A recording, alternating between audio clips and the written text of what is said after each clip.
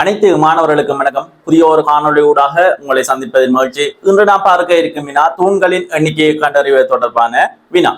இதற்கு முன்னும் இவ்வாறான வினாக்கள் பதிவேற்றம் செய்யப்பட்டுள்ளது. அதனை அவதானிக்காத மாணவர்கள் அதையும் அவதானித்து தெளிவடைந்து கொள்ளவும். இந்த வினாவை நீங்க அவதானிச்சீங்கன்னா, முக்கோண வடிவ காணியை சுற்றி 54 தூண்கள் நடப்பட்டிருந்தது. அதனை ஒரு பக்கத்தில் இருந்து பார்க்கும் போது எத்தனை தூண்கள் தென்படும்? இவ்வாறான வினாக்களுக்கு சில வழிமுறைகளில் விடை காணலாம். அதில் ஒரு வழிமுறையை நான் இந்த காணொளி ஊடாக உங்களுக்கு தெளிவுபடுத்துகின்றேன். முக்கோணம் ஒன்றுக்கு எத்தனை பக்கங்கள் காணப்படும்? 3 பக்கங்கள் காணப்படும். ஒரு முக்கோணம் காணப்படுகின்றது என்றால் அதற்கு 3 பக்கங்கள் காணப்படும். இந்த முக்கோண வடிவ காணியை சுற்றி மொத்தமாக எத்தனை தூண்கள் நடப்பட்டிருக்காம்? 54 தூண்கள். மொத்தமாக 54 தூண்கள் இதை சுற்றி நடப்பட்டிருக்கு. இதனை ஒரு பக்கத்திலிருந்து பார்க்கும் போது எத்தனை தூண்கள் தென்படும் என்று கேட்கிறாங்க. முக்கோணத்துக்கு எத்தனை பக்கம்? 3 பக்கம். எனவே 54ஐ நாம் 3ஆல் பிரிக்க போகின்றோம். 5இல் எத்தனை 3 காணப்படும்? 1 ஓர் 3 3. 5இலிருந்து 3ஐ கழித்தால் 2. 2இல் 3 அடங்குமா? அடங்காது. எனவே இந்த 4ஐ நாம் சேர்க்க போகின்றோம். சேர்க்கும் போது 24. 24இல் எத்தனை 3? 8 3 24. 24இலிருந்து 24ஐ கழித்தால் 0 மிகுதியாக வரும். எனவே நமக்கு வந்த விடை எத்தனை? 18. வந்த விடையுடன் நாம் 1ஐ கூட்ட வேண்டும்.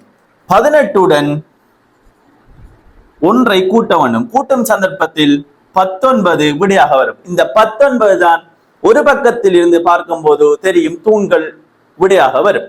எனவே விடை 19 தூண்கள்.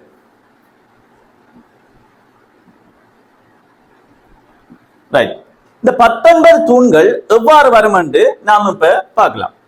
உதாரணமா இந்த பக்கம் இருந்து ஒரு ஆள் பார்க்கும் போது எத்தனை தூண்கள் தென்படும்? 19. இங்கிருந்து பார்க்கும் போது 19 தூண். இங்கிருந்து பார்த்தால் 19 தூண்கள் தென்படும். இந்த முக்கோணத்துக்கு 3 பொதுவான மூலைகள் காணப்படுகின்றது. எந்தெந்த மூலை? இது 1, இது 2, இது 3. இந்த 3 மூலைகளும் பொதுவான மூலைகளாக காணப்படும். இங்கிருந்து ஒருவர் நோக்கும் சந்தர்ப்பத்தில் முதலாவது தூணாக இதை எடுப்பார். 19 தூணாக இதை எடுப்பார். இங்கிருந்து பார்க்கும் போது முதலாவது தூணாக இவர் இதை எடுப்பார்.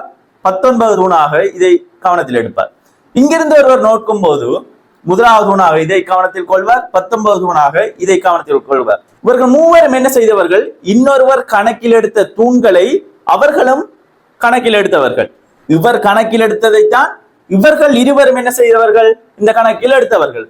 ஆக மொத்தத்தில் 19ஐ நாம் 3ஆல் பெருக்கும் சந்தர்ப்பத்தில் 57 நமக்கு விடையாக வந்திருக்கும். அந்த 57இல் இருந்து இந்த 3 பொதுவான மூலைகளை கழிக்கும் சந்தர்ப்பத்தில் 54 அங்க உண்மையாக நடப்பட்ட தூண்களாக விடை நமக்கு வரும். மீண்டும் ஒரு காணொளியில் புதிய ஒரு வினாவோடாக நாம் சந்திக்கலாம். அதுவரை நன்றி, வணக்கம்.